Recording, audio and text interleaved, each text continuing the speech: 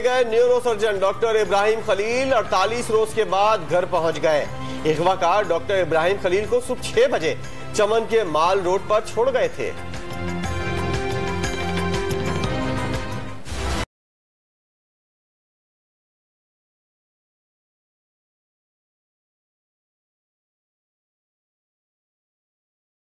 सिंध में एहतजाजी डॉक्टर्स ने उबूरी रिलीफ मुस्तरद कर दिया। सूबे के सरकारी अस्पतालों के ओपीडीज में काम बंद हो जाने से मरीजों को मुश्किलात। डॉक्टर्स ने इमरजेंसी बंद करने की धमकी दे दी।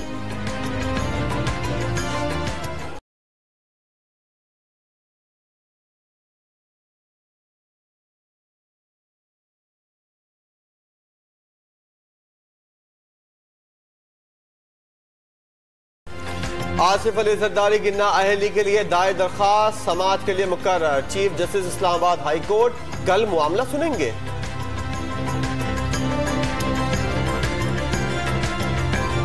सिंध हुकूमत का जाना ठहर गया।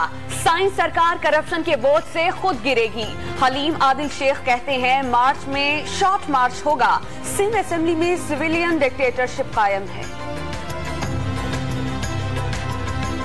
सिंध को एनएफसी में हक नहीं मिल रहा। मुर्तजा वहाब का 90 अरब रुपए के फंड्स जारी करने का मुतालबा। कहा वज़ीर आज़म का कोई एजेंडा नहीं, ये लोग इदारे तबाह करते रहेंगे, पीपल्स पार्टी बनाती रहेगी।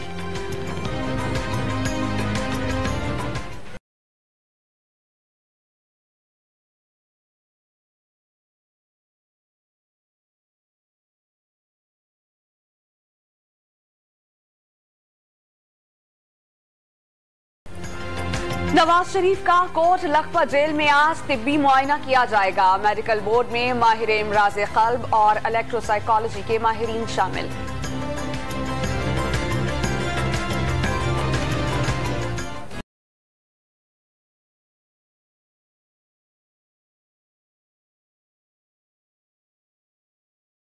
बाला इलाकों में बर्फबारी का नया सिलसिला जारी। मुख्तलिफ राब्ता सड़कें बंद। बर्फानी तोदा गिरने से केवाई के मकाम पर शाहराह कागान का एक हिस्सा बंद।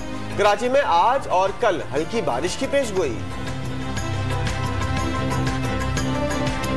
खैबर पख्तूनख्वा के नए अजला में पुलिस फोर्स लगाने की तैयारी। दायरा अख्तियार का तयन कर लिया गया। खवातीन एहलकार आएंगी। लेवरीज और खासादारों को पुलिस में जम करके तनख्वाहें बढ़ाई जाएंगी।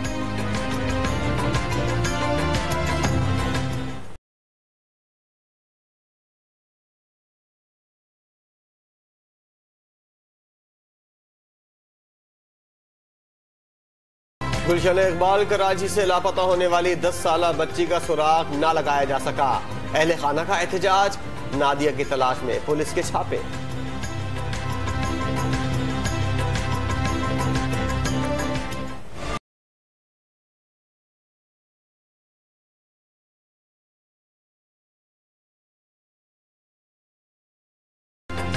नकीबुल्ला महसूद कत्ल केस में तफ्तीशी अफसर का बयान रिकॉर्ड। अदालत ने मफरूर मुल्जिमान को इश्तिहारी करार देने की कार्रवाई शुरू करने का हुक्म दे दिया।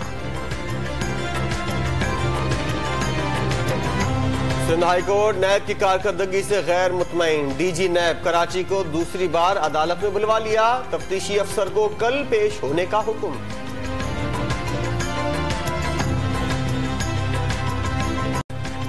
T20 सीरीज खेलने के लिए West Indies women's cricket team Karachi पहुंच गई। मेहमान खिलाड़ियों का फूलों से इस्तकबाल। 3 मैचेस की सीरीज कल से शुरू होगी।